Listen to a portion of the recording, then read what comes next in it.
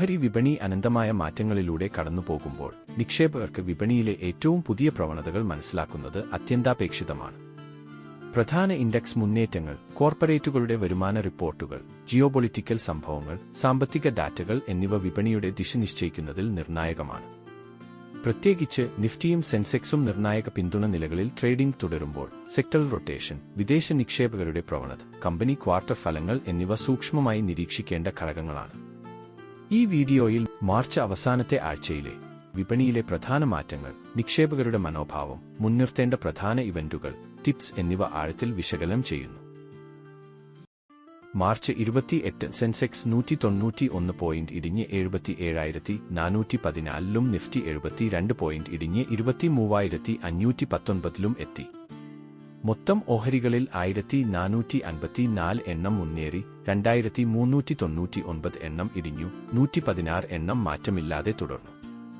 നിഫ്റ്റിയിൽ ഏറ്റവും കൂടുതൽ നേട്ടമുണ്ടാക്കിയവർ Tata consumer, Kotak Mahindra bank, Apollo hospitals, ONGC, ICICI bank. നിഫ്റ്റിയിൽ ഏറ്റവും കൂടുതൽ നഷ്ടം സംഭവിച്ചവർ Wipro, IndusInd bank, Shriram finance, Cipla, M&M. FMCG, എണ്ണ, വാതകം എന്നിവ ഒഴികെയുള്ള മറ്റെല്ലാ മേഖലകളും ചുവപ്പ് നിറത്തിൽ വ്യാപാരം അവസാനിപ്പിച്ചു. ID, ഓട്ടോ, റിയൽറ്റി, മീഡിയ എന്നിവ 2% ഇടിഞ്ഞു. BSE മിഡ് ക്യാപ് സൂചിക 0.5%, സ്മോൾ ക്യാപ് സൂചിക 1% ഉയർന്നു. ചൊവ്വാഴ്ചത്തെ നിഫ്റ്റി 23,600 മുകളിലോ 23,400 ലെവലിനു ശേഷം താഴോ പോയാൽ ഉയരുമെന്ന് പ്രവചനം. പക്ഷേ ഇതെല്ലാം ആഗോള സൂചനകളെ ആശ്രയിച്ചിരിക്കുന്നു. ബാങ്ക് നിഫ്റ്റി നിലവിൽ ഒരു മുകളിലേക്കുള്ള പ്രവണതയിലാണ്. നിങ്ങൾക്ക് ലോങ് പൊസിഷനുകൾ ഉണ്ടെങ്കിൽ 51,109 എന്ന നിലയിൽ പ്രതിദിന ക്ലോസിംഗ് സ്റ്റോപ്പ് ലോസ് നൽകി അവ നിലനിർത്തുന്നത് തുടരുക. ബാങ്ക് നിഫ്റ്റി 51,109 താഴെ ക്ലോസ് ചെയ്താൽ പുതിയ ഷോർട്ട് പൊസിഷനുകൾ പരിഗണിക്കാവുന്നതാണ്. 52,000 52,500 ഇടയിൽ റെസിസ്റ്റൻസ് കാണപ്പെടുന്നു. അതേസമയം സപ്പോർട്ട് 51,500 ആണ്. ഡിവിഡൻഡ് സ്റ്റോക്കുകൾ. MSTC ഡിവിഡൻഡ് ഒരു ഓഹരിക്ക് 4.50 രൂപ നിരക്കിൽ ഇടക്കാല ഡിവിഡൻഡ് പ്രഖ്യാപിച്ചു. റെക്കോർഡ് തീയതി ഏപ്രിൽ 2 ആയി നിശ്ചയിച്ചിരിക്കുന്നു. ഈ തീയതിയിൽ MSTC ഓഹരികൾ കൈവശം വച്ചിരിക്കുന്ന നിക്ഷേപകർക്ക് പേഔട്ടിന് അർഹതയുണ്ടായിരിക്കും. ADC India communications. മാർച്ച് 25 നടന്ന ഡയറക്ടർ ബോർഡ് യോഗത്തിൽ 10 രൂപ മുഖവിലയുള്ള ഇക്വിറ്റി ഷെയറിന് 25 രൂപ ഇടക്കാല ലാഭവിഹിതം പ്രഖ്യാപിച്ചു. ഇത് 2025 സാമ്പത്തിക വർഷത്തേക്കുള്ള 250% പേഔട്ടിനെ പ്രതിനിധീകരിക്കുന്നു. ഇതിന്റെ റെക്കോർഡ് തീയതി ഏപ്രിൽ 2 ആണ്. United spirits limited. വിസ്കി നിർമ്മാതാക്കളായ യുണൈറ്റഡ് സ്പിരിറ്റ്സ് തങ്ങളുടെ ഓഹരി ഉടമകൾക്ക് ഓഹരിയൊന്നിന് 4 എന്ന നിരക്കിൽ ഇടക്കാല ലാഭവിഹിതം പ്രഖ്യാപിച്ചു. ഈ നടപടിക്കുള്ള റെക്കോർഡ് തീയതിയായി കമ്പനി ഏപ്രിൽ 3 വ്യാഴാഴ്ച നിശ്ചയിച്ചിട്ടുണ്ട്. Varun beverages limited. വരുൺ ബിവറേജസും PH ക്യാപിറ്റലും യഥാക്രമം 0.50 0.25 ഇടക്കാല ലാഭവിഹിതം പ്രഖ്യാപിച്ചു.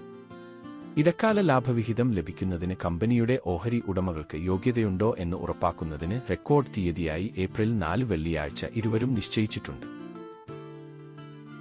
Bonus stock. ബാങ്കിംഗ് ഇതര ധനകാര്യ കമ്പനിയായ NBFC ക്യാപിറ്റൽ ട്രേഡ് ലിങ്ക്സ് 1:1 അനുപാതത്തിൽ ബോണസ് ഇക്വിറ്റി ഓഹരികൾ ഇഷ്യൂ ചെയ്യാൻ ബോർഡ് ശുപാർശ ചെയ്തു.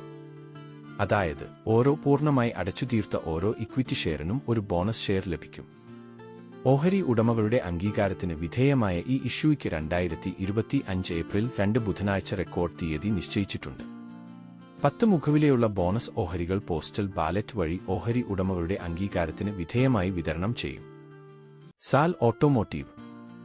1:1 അനുപാതത്തിൽ 10 മൂല്യമുള്ള 23,97,713 ബോണസ് ഇക്വിറ്റി ഓഹരികൾ ഇഷ്യൂ ചെയ്യുമെന്ന് പ്രഖ്യാപിച്ചിട്ടുണ്ട്. നിലവിലുള്ള ഓരോ 10 ഫുള്ളിയപ്പ് ഇക്വിറ്റി ഷെയറിനും 1 ബോണസ് ഷെയർ ലഭിക്കും.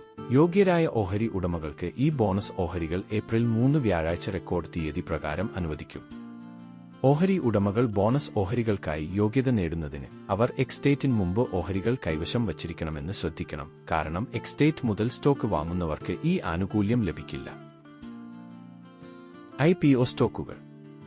റെറ്റാജിയോ industries limited IPO. Retaggio industries 2025 March 27 മുതൽ സബ്സ്ക്രിപ്ഷൻ ആരംഭിച്ചത് ഏപ്രിൽ 2 അവസാനിക്കും. IPO അലോട്ട്മെന്റ് ഏപ്രിൽ 3-ന് അന്തിമമാകുമെന്നാണ് പ്രതീക്ഷ. BSE SMEയിൽ ലിസ്റ്റ് ചെയ്യപ്പെടുന്ന ഈ IPOയുടെ താൽക്കാലിക ലിസ്റ്റിംഗ് തീയതി ഏപ്രിൽ 7 ആയി നിശ്ചയിച്ചിരിക്കുന്നു. IPO വില ഒരു ഷെയറിന് 25 ആയിരിക്കുമ്പോൾ കുറഞ്ഞ ലോട്ട് സൈസ് 6000 ഓഹരികളാണ്. സ്പിന്നരു കൊമേഴ്സ്യൽ ലിമിറ്റഡ് IPO 10.17 കോടിയുടെ സ്ഥിരവില ഇഷ്യൂ ആയ സ്പിൻഡു കൊമേഴ്സ്യൽ IPOയിൽ 19.94 ലക്ഷം പുതിയ ഓഹരികൾ മാത്രമേ അടങ്ങിയിട്ടുള്ളൂ. ബിഡ്ഡിംഗ് 2025 മാർച്ച് 28-ന് ആരംഭിച്ച് ഏപ്രിൽ 3-ന് അവസാനിക്കും. ഏപ്രിൽ 4-ന് അലോട്ട്മെന്റ് പ്രതീക്ഷിക്കുന്നു. IPO BSE SME വിഭാഗത്തിൽ ലിസ്റ്റ് ചെയ്യാൻ പോകുന്നു. താൽക്കാലിക ലിസ്റ്റിംഗ് തീയതി ഏപ്രിൽ 8 ആണ്. ഒരു ഷെയറിന് 51 വിലയുള്ള ഏറ്റവും കുറഞ്ഞ ലോട്ട് സൈസ് 2000 ഷെയറുകളാണ്. Infonative solutions limited IPO Infonative solutions 24.71 കോടി രൂപയുടെ ഒരു ബുക്ക് ബിൽഡിംഗ് ഇഷ്യൂ ആണ്. ഇതിൽ 31.28 ലക്ഷം പുതിയ ഓഹരികൾ മാത്രമാണുള്ളത്. ബിഡ്ഡിംഗ് മാർച്ച് 28-ന് ആരംഭിച്ചു. ഏപ്രിൽ 3-ന് അവസാനിക്കും. ഏപ്രിൽ 4-ന് അലോട്ട്മെന്റ് പ്രതീക്ഷിക്കുന്നു.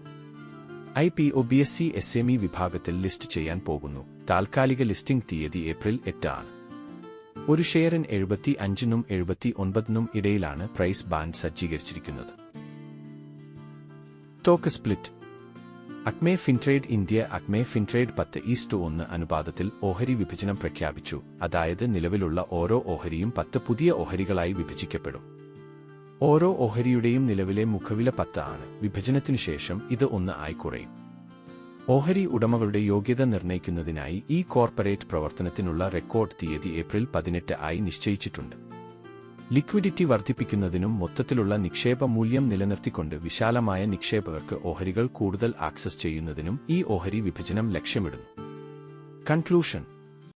മാർച്ച് അവസാനത്തെ ആഴ്ചയിൽ ഇന്ത്യൻ ഓഹരി വിപണിയിൽ കടുത്ത മാറ്റങ്ങൾ കണ്ടു. പ്രധാന സൂചികകളായ നിഫ്റ്റിയും സെൻസെക്സും നിർണായക പിന്തുണ നിലകളിൽ വ്യാപാരം തുടരുകയാണ്.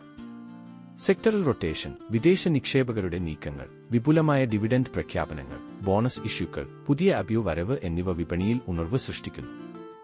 US താരിഫ് മാറ്റങ്ങൾ, ആഗോള സാമ്പത്തിക പ്രവണതകൾ, കമ്പനി ക്വാർട്ടർ ഫലങ്ങൾ എന്നിവ ഇനിയും വിപണിയുടെ ദിശ നിർണ്ണയിക്കുന്ന ഘടകങ്ങളാകുമെന്ന് പ്രതീക്ഷിക്കുന്നു. ഈ സാഹചര്യത്തിൽ നിക്ഷേപകർക്ക് ശ്രദ്ധാപൂർവം നിരീക്ഷിച്ച് ആസൂത്രിതമായ നീക്കങ്ങൾ സ്വീകരിക്കുന്നത് അനിവാര്യമാണ്. ഓഹരികളെക്കുറിച്ചും നിങ്ങളുടെ ഇൻവെസ്റ്റ്മെന്റ് സ്ട്രാറ്റജിയുമായി നിങ്ങളുടെ അഭിപ്രായങ്ങൾ കമന്റിൽ പങ്കുവയ്ക്കൂ.